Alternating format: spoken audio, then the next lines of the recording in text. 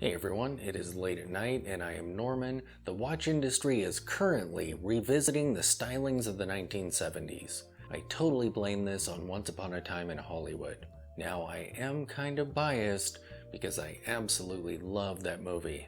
I personally feel like it might be Tarantino's best. But regardless of the reasoning, the 1970s are in.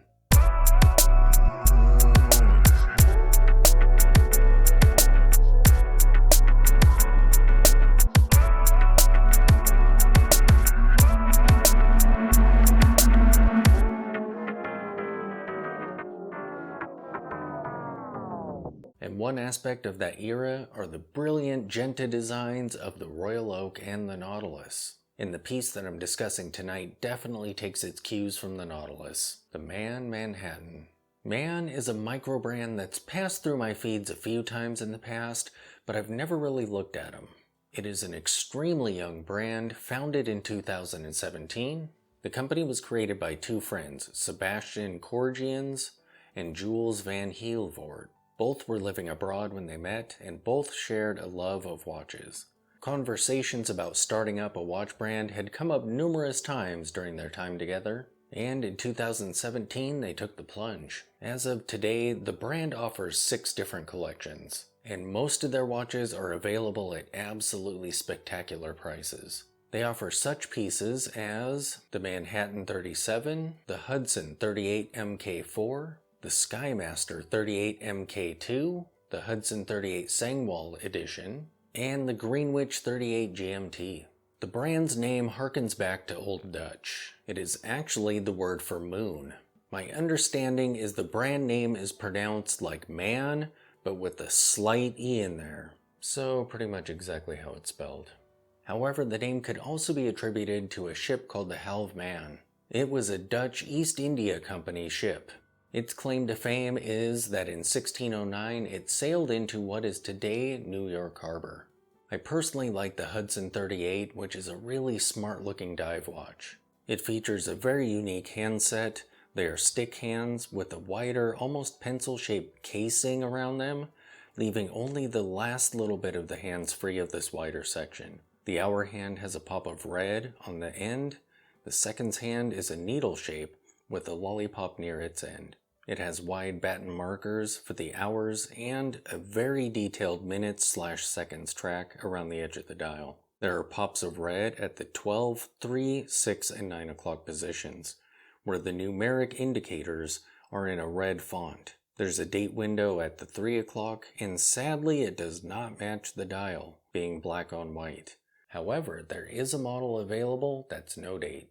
It features a boxed crystal. These retail for about $300. The specifications on these watches are: the case size is 38mm, the case height is 12mm, the case material is 316L stainless steel, the lug-to-lug is 46mm, the crown is screw down, the crystal is sapphire, the movement inside this watch is a Ronda R150, the water resistance is 300 meters.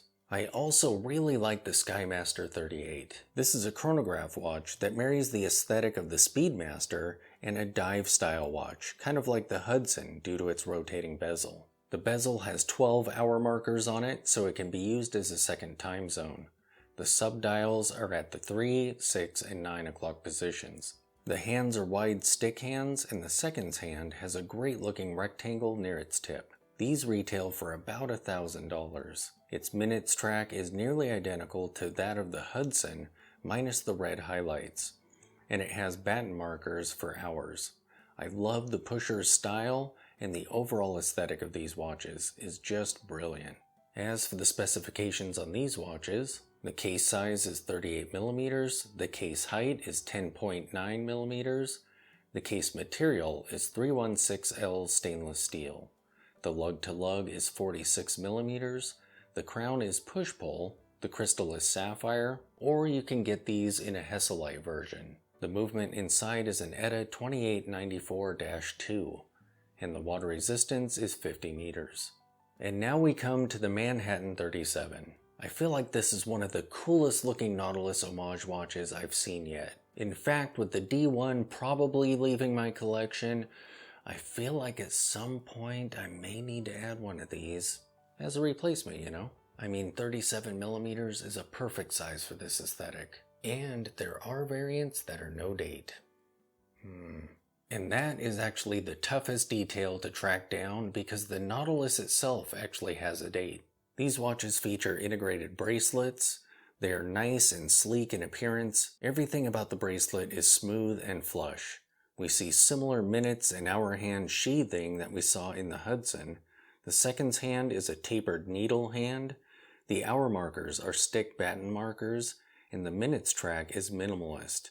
A hairline border with lines pointed inward from that along the edge of the dial. The case is brushed with a polished outer surface on the curving octagonal bezel. Very Genta style. There also appears to be a polished bevel along the edge of the sides of the case as well. The crown is also octagonal in shape. The dial has an interesting texture with wide vertical lines of curving angular line work. These watches are so great looking. As for the specifications on these watches, the case size is 37mm, the case height is 9.3mm, the case material is 316L stainless steel. The lug-to-lug is 47mm, the crown is push-pull, the crystal is sapphire, the movement is a Ronda R150, and the water resistance is 50 meters. So there you have it, some great watches put out by a super young brand, and one watch that I am actually very intrigued by. And I will try to avoid buying one. I don't know if I can do that. Thanks for watching.